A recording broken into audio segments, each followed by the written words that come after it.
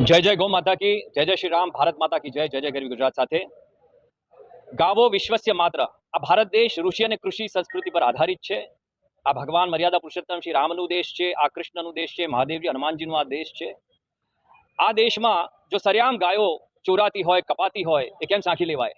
અને એસ્પેશિયલી હવે સમય એવો આવ્યો છે કે જ્યાં ગાવો વિશ્વસ્ય માત્ર, ગાય આખા વિશ્વની માં છે, પશુ નથી, ઢોર નથી। આ સરકારે પણ આદરપૂર્વક સ્વીકારવું જોઈએ અને એના કાયદા અને કાનૂન એવા અગાધ સક્ષમ કરવા જોઈએ કે કોઈની હિંમત ના થાય કે આ કૃત્ય કરે।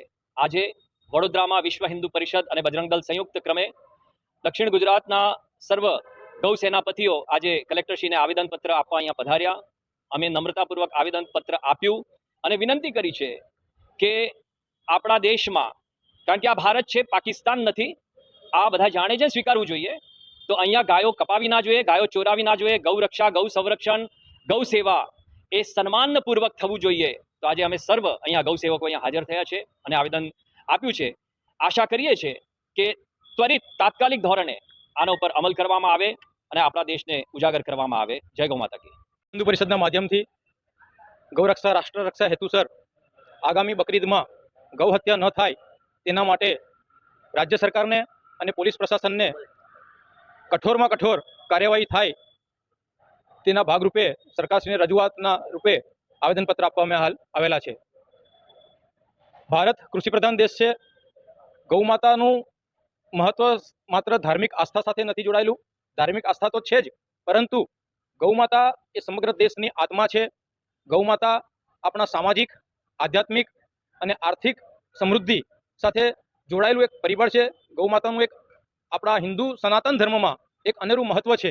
ગૌ માતામાં 33 કોટી દેવી દેવતાઓનો વાસ છે।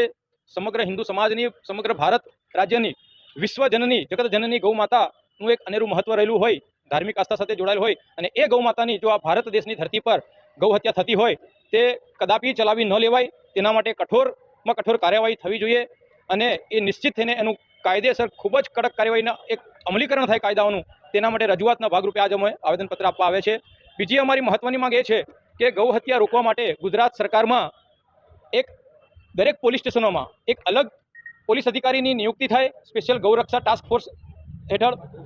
ગુજરાત રાજ્યમાં ગૌ હત્યા સંબંધિત એક દરેક જિલ્લામાં સ્પેશિયલ અદાલતોની સ્થાપના થાય। ગૌ આધારિત અર્થતંત્રને પ્રોત્સાહન આપવામાં આવે, ગૌ આધારિત ખેતીને પણ વધુમાં વધુ પ્રોત્સાહિત કરવામાં આવે એવી અમારી રાજ્ય સરકારને અને પોલીસ પ્રશાસનની પાસે અમારી માંગ છે। મારું નામ જતીનભાઈ વ્યાસ, હું વિશ્વ હિન્દુ પરિષદ ગૌરક્ષા આયામ દક્ષિણ ગુજરાત પ્રાંત પ્રમુખની મારી જવાબદારી છે।